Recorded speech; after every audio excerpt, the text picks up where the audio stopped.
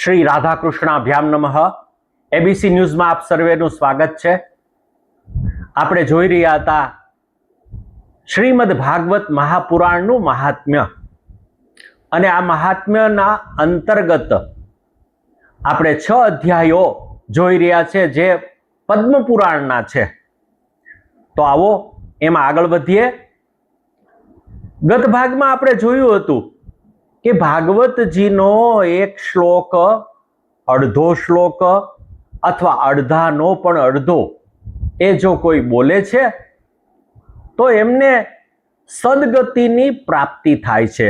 શ્લોકાર્ધમ વાહ, એટલે કે અડધાનો અડધો શ્લોક પણ જો બોલવામાં આવે તો એમને પરમ ગતિ, સદગતિની પ્રાપ્તિ કરાવે છે. આવું સરસ આ શ્રીમદ ભાગવત મહાપુરાણ છે. આગળ જતા સનકાદિઓ આ પુરાણની મહાત્મ્ય એટલે કે એની અગત્યતા, આપણા જીવનમાં શા માટે આ જે છે એ વાંચવું જોઈએ, એટલે કે શ્રીમદ ભાગવત મહાપુરાણ વાંચવાનું શું પ્રયોજન છે, એનો ઉદ્દેશ્ય શું છે, તો એ કહી રહ્યા છે કે આ જે કરે છે એમને તો અશ્વમેધ યજ્ઞની પ્રાપ્તિ થાય છે, એના પુણ્યની પ્રાપ્તિ થાય છે, અને એમને વાજપેયી યજ્ઞ ઘણા બધા કરેલા હોય એટલું પુણ્ય પ્રાપ્ત થાય છે. વેદાદિ વેદ માતા ચ, એટલે કે વેદનો આદિ કોણ છે? વેદનો આદિ છે ઓમકારમ. અથ અને ઓમ, આ બે જે છે એ મંગલવાચક કહેવામાં આવ્યા છે, અને ઓમ જે છે એ વેદનો આદિ છે. વેદાદિ તથા વેદ માતા, વેદ માતા કોણ છે? ગાયત્રી માતા, સ્વયં ગાયત્રી, અને પૌરુષમ એટલે પુરુષ સુક્ત, તથા ચ સુક્તમેવ ચ, તથા ત્રયી ભાગવતમ. ત્રયી એટલે વેદ ત્રયી, એટલે કે ઋગ્વેદ, યજુર્વેદ અને સામવેદ, આ 3 જે છે એને ભણવાના હોય છે.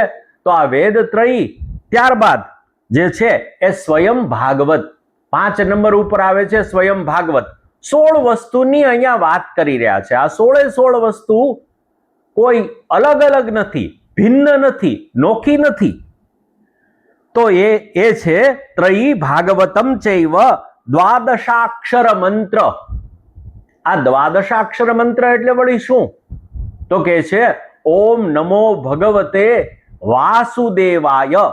આના અક્ષરો 12 થાય છે એટલે એને દ્વાદશાક્ષર મંત્ર કહેવામાં આવે છે. આ દ્વાદશાક્ષર મંત્ર એવચ દ્વાદશાત્મા, 12 જે આત્મા વાળો સૂર્યનારાયણ જે છે, એટલે કે આપણે એવું કહેવામાં છે સૂર્ય આત્મા જગતસ્તસ્થુખશ્ય.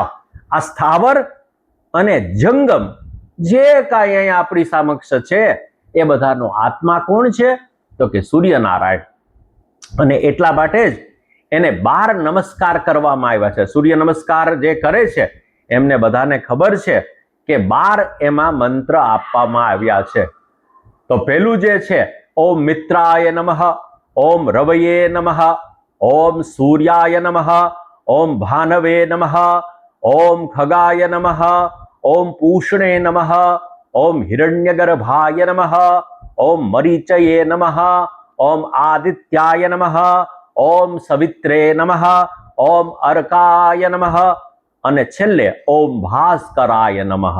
આ દ્વાદશાત્મક સૂર્યનારાયણ કહેવામાં આવ્યા છે. તો એ પણ, અને એના પછી કહ્યું છે કે પ્રયાગશ્ચ, જ્યાં ત્રિવેણી સંગમ છે એ પ્રયાગશ્ચ, અને કાલહ સંવત્સરાત્મક, એટલે કે વર્ષ પ્રમાણેનો જે કાળ છે, એટલે કે વર્ષમાં વિભાજિત કરવામાં આવેલો સમય એ પણ એક જ સરખો છે. પછી છે બ્રાહ્મણ, અને બ્રાહ્મણ દ્વારા તપ કરવામાં આવે છે, અને બ્રાહ્મણ જે છે એ બધાને આશીર્વાદ આપે છે પોતાના તપના પ્રભાવે એમના કાર્ય સિદ્ધિ કરવા માટે. તો બ્રાહ્મણશ્ચાગ્નિહોત્રંચ, અગ્નિહોત્ર જે કરે છે એ અગ્નિહોત્ર દ્વારા પણ વિશ્વનું કલ્યાણ થાય છે. અને સુરભી એટલે કે એ ગાય છે, તો એ સુરભી ગાય, નંદિની ગાય, આ બધી ગાયો પવિત્ર ગણવામાં આવે છે. તો સુરભી અને એનાથી આગળ જઈએ તો દ્વાદશી એટલે કે 12ની તિથિ, એટલે કે વિષ્ણુ ભગવાન પરકત્વ જો કોઈ તિથિ હોય તો તે છે 12. તથા તુલસી, આ તુલસી છે એ પણ આમાં આ 16 વસ્તુઓમાં સામેલ કરવામાં આવી છે. તત્વતઃ પ્રાજ્ઞેર ન પૃથક ભાવ ઈષ્યતે. આ 16 વસ્તુઓ છે એમાં કોઈ ભેદ છે જ નહીં, અભેદ છે. આ 16 વસ્તુનું જો સેવન કરવામાં આવે, એમાં યથાયોગ્ય વર્તન કરવામાં આવે જે તે તિથિઓની અંદર, અને આ સૂર્યનારાયણની ઉપાસના કરવામાં આવે, તુલસીને સેવવામાં આવે, અને આ ભાગવતને અને 3 જે વેદો છે તેમને અને ઓમકારને, આ બધી જ વસ્તુઓ જે કહેવામાં આવી છે એ વ્યક્તિનું અત્યંત આત્યંતિક કલ્યાણ કરે છે.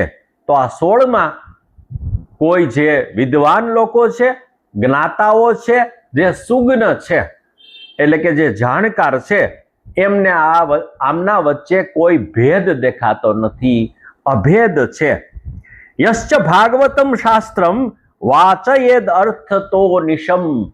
જે કોઈ વ્યક્તિ છે એ આ શ્રીમદ ભાગવતનો અર્થ સહિત, અર્થનું અનુસંધાન બહુ જરૂરી છે. ખાલી પોપટની જેમ આનો પાઠ કરવાનો નથી, પણ આનો અર્થ શું થાય. આ જ્યારે મંત્ર આપણે બોલીએ, આ જ્યારે આપણે શ્લોક બોલીએ ત્યારે ખાલી એમનેમ બોલી જવાના નથી, સ્તોત્ર એમનેમ બોલવાના નથી, પરંતુ આપણા અંદર ભાવ ક્યારે પ્રગટ થાય? તો કે ભાવ ત્યારે જ પ્રગટ થાય જ્યારે તમે એમનો અર્થ જાણતા હોય. તો યશ્ચ ભાગવતમ શાસ્ત્રમ, જે કોઈ વ્યક્તિ આ ભાગવત પાઠ કરે છે, વાચયેદ અર્થતો અનિશમ, એટલે કે જે અર્થ સહિત આ ભાગવત વાંચે છે, જન્મ કોટી કૃતમ પાપમ નશ્યતે નાત્ર સંશય. એમના તો કરોડો જન્મના જે કોઈ પાપ છે એ નાશ પામે છે. ભાગવતની મહિમા આ પ્રકારની છે. જે કોઈ વ્યક્તિ અડધો શ્લોક પણ વાંચે, અડધાનો અડધો પણ વાંચે, તો એમના પાપ એ નષ્ટ થાય છે, એમને સદગતિની પ્રાપ્તિ થાય છે. આવું જે છે એ આ 4 ઋષિઓ જે સનત કુમારો છે, એ નારદ વગેરે જે બેઠેલા છે એમને આ કથામાં સંભળાવી રહ્યા છે. અનેરો આનંદ છે આ કથાનો. તો આપણે પણ આવતા ભાગની અંદર આ કથાને જરૂરથી આગળ લઈ જઈશું. બહુ સુંદર મજાની કથા ચાલી રહી છે, આપણે એમાં મળીશું. ત્યાં સુધી આપ સર્વેને જય શ્રી કૃષ્ણ.